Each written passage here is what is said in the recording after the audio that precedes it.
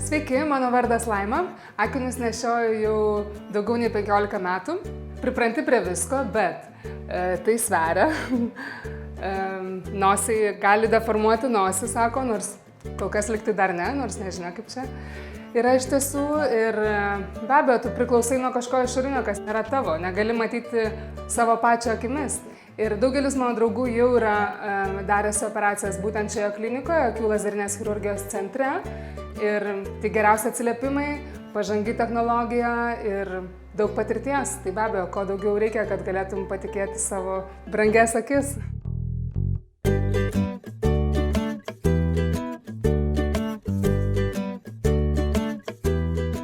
Ištyrus Laimos akis mes nustatėm, kad jos akis tinka refrakciniai chirurgijai.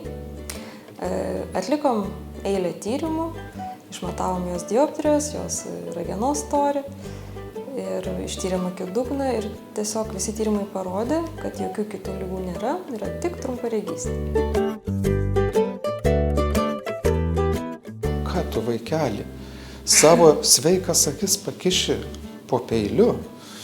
Girdim tokius dalykus, bet mes ne budeliai, ne kankintojai.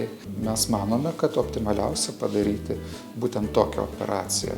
LASIK, kuri duoda labai greitą reabilitaciją. Sekančią dieną jau tu esi aktyvi.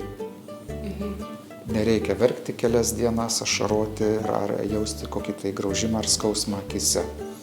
Femtosekundinių lazerių. Leidžia išvengti visiškai tų komplikacijų, kurios gresia dėl mechaninio keratomo, pavyzdžiui, sustojimo ar netaisyklingo pjūvio ar ko nors panašaus. Tai verta ir jie, žinodami apie tokį rezultatą, kokį jie gavo, darytų tą patį. Kitaip sakant, priimtų tą patį sprendimą, kokį priėmė, atlikti lazerinę akių regėjimo korekciją. Na, tikėkime, aš prisidėsiu prie tų gretų.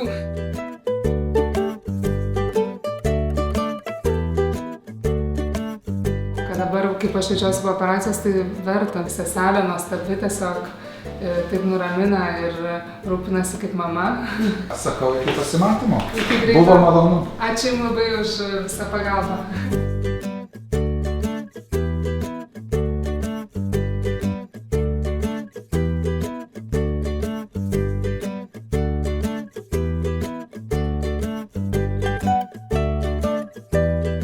Sveiki, štai aš vėl čia, akių lazerinės chirurgijos centre, savaitę po operacijos.